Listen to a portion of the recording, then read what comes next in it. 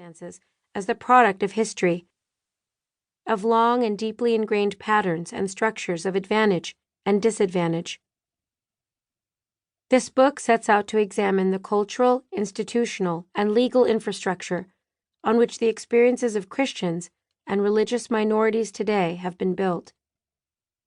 Ultimately, it offers a historically informed roadmap of how Christian privilege developed and has influenced the American experiment from colonial times to the present.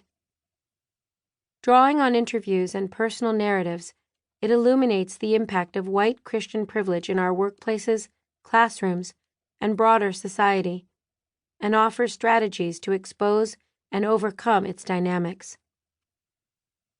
The book takes a hard look at three specific, related, and mutually supporting phenomena in the U.S. Christian privilege, Christian normativity, and Christian hegemony.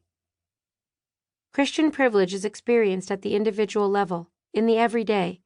It is manifest in unearned advantages that Christians receive and in the corresponding disadvantages religious minorities, atheists, and agnostics must deal with on an everyday basis. Many people think about bias and discrimination as dynamics that happen between two people. It can be easy to recognize a religious slur like kike or dothead as bias. We are conditioned to see bias most easily at the individual and interpersonal level, which makes it easy to think that if we all were to treat people with respect and kindness, bias would stop being a problem.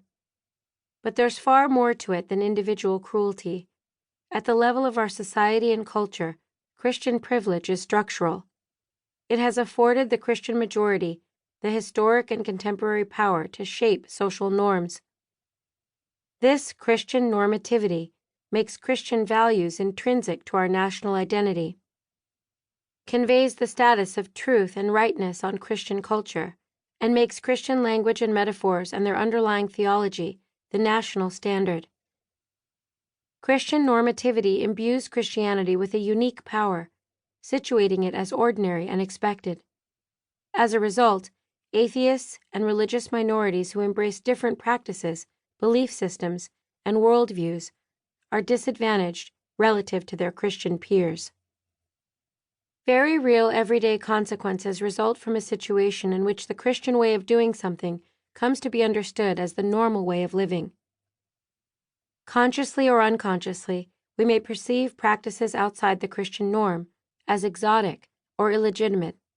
God, for example, is most often depicted in non-religious settings, in line with Christian imaginings, as an old white man with a flowing beard.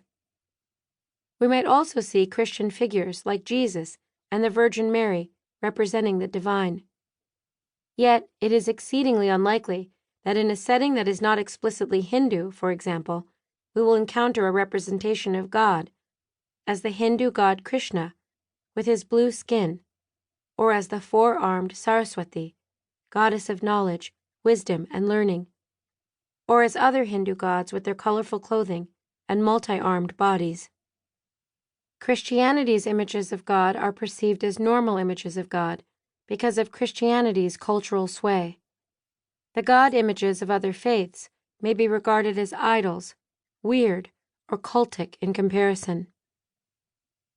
It is impossible to overestimate the ways Christian normativity influences the dialogue that goes on in America's public square, from the traditional news media to the 24-hour churn of online social media. In fact, it is so pervasive and often so subtle that we often may not notice it. While Christianity makes frequent appearances in the media, it appears even more often in the subtext, the impressions implicit in the words and images selected.